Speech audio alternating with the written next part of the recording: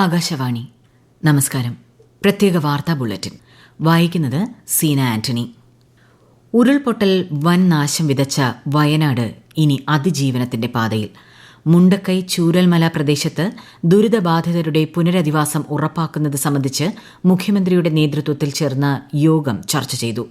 പുനരധിവാസത്തിനായി സമഗ്ര പാക്കേജ് അനുവദിക്കുമെന്ന് ധനമന്ത്രി കെ.എൻ. ബാലഗോപാൽ പറഞ്ഞു. അതേസമയം തിരിച്ചറിയാത്ത 31 മൃതദേഹങ്ങളും 158 ശരീരഭാഗങ്ങളും പുത്തുമലയിൽ ഇന്ന് സംസ്കരിച്ചു. ചാലിയാറിൽ ഇന്ന് 2 ശരീരഭാഗങ്ങൾ ലഭിച്ചു. വയനാട്ടിലെ ദുരന്തബാധിത മേഖലയിലെ കുട്ടികളുടെ തുടർ വിദ്യാഭ്യാസം ഉറപ്പുവരുത്തുന്നതുമായി ബന്ധപ്പെട്ട് മന്ത്രി വി ശിവൻകുട്ടി നാളെ വയനാട് സന്ദർശിക്കും.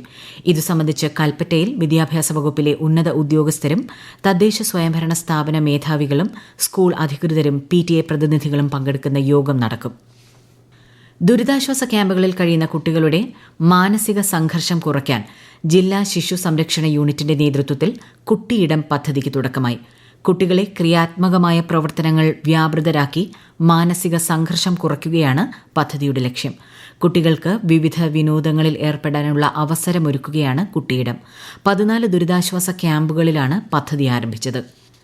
വയനാട്ടിൽ ഉരുൾപൊട്ടൽ ദുരന്തത്തിന് ഇരയായവരുടെ മാനസിക ആഘാതം ലഘൂകരിക്കുന്നതിനുള്ള ശ്രമങ്ങളുടെ ഭാഗമായി 121 പേരടങ്ങിയ പ്രത്യേക സംഘത്തിന് രൂപം നൽകി. ആരോഗ്യവകുപ്പിന്റെ നേതൃത്വത്തിലാണ് ടീം രൂപീകരിച്ചത്. ആശുപത്രികൾ, ദുരിതാശ്വാസ ക്യാമ്പുകൾ, വീടുകൾ എന്നിവിടങ്ങളിൽ കഴിയുന്നവർക്ക് മാനസികാരോഗ്യ ഹെൽപ്പ് ഡെസ്കുകൾ മുഖേന ടീം അംഗങ്ങൾ സേവനമുറപ്പാക്കും.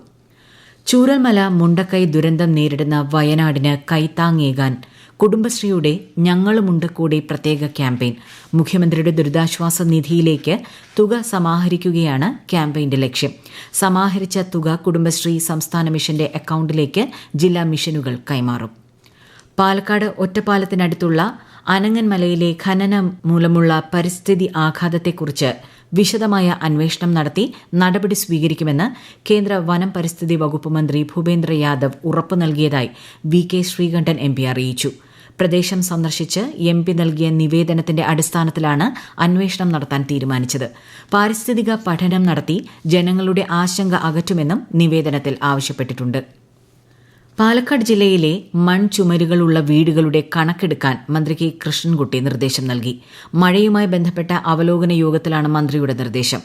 നിലവിൽ ജില്ലയിൽ 173ഓളം വീടുകൾ പൂർണ്ണമായും 344 വീടുകൾ ഭാഗികമായും തകർന്നിട്ടുണ്ട്.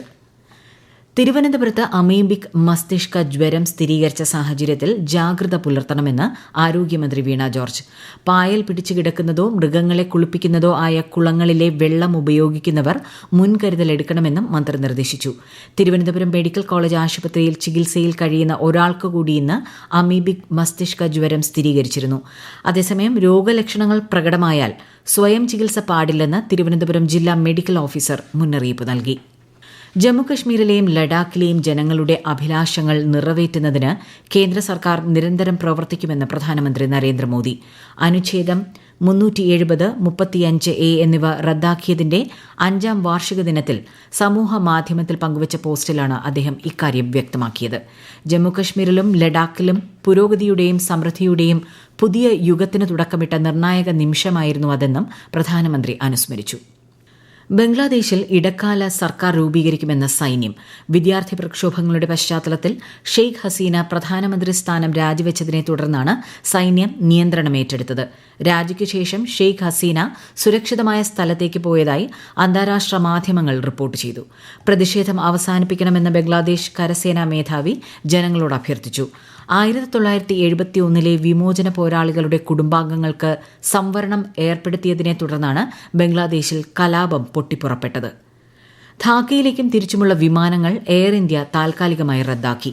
ധാക്കയിലെ നിലവിലെ സാഹചര്യം കണക്കിലെടുത്താണ് നടപടി. ധാക്കയിലേക്കും തിരിച്ചുമുള്ള വിമാനം ബുക്ക് ചെയ്തവർക്ക് വിമാന സർവീസുകൾ പുനഃക്രമീകരിക്കുമെന്നും റദ്ദാക്കൽ നിരക്കുകൾക്ക് ഇളവ് നൽകുമെന്നും എയർ ഇന്ത്യ അറിയിച്ചു. പാരീസ് ഒളിമ്പിക്സിൽ ഗുസ്തിയിൽ ഇന്ത്യൻ താരം നിഷ ദഹിയ ക്വാർട്ടറിൽ കടന്നു. ബാഡ്മിന്റൺ പുരുഷ സിംഗിൾസിൽ ഇന്ത്യയുടെ ലക്ഷ്യ സെന്നിന് 4ാം സ്ഥാനം. വനിതകളുടെ ടേബിൾ ടെന്നീസ് ടീമിനത്തിൽ ശ്രീജ ആകുല, മണിക ബത്ര, അർച്ചന കമത്ത് സഖ്യം ക്വാർട്ടർ ഫൈനലിൽ കടന്നു. ഷൂട്ടിംഗിന്റെ സ്കീറ്റ് മിക്സഡ് ടീമിനത്തിൽ അനന്ത്ജീത് സിംഗ്, മഹേശ്വരി ചൌഹാൻ സഖ്യം വെങ്കല മെഡലിനായുള്ള പോരാട്ടത്തിൽ ചൈനയോട് പരാജയപ്പെട്ട് 4ാം സ്ഥാനത്തെത്തി. പ്രത്യേക വാർത്താ ബുള്ളറ്റിൻ കഴിഞ്ഞു. അടുത്ത വാർത്താ പ്രക്ഷേപണം നാളെ രാവിലെ 6:45.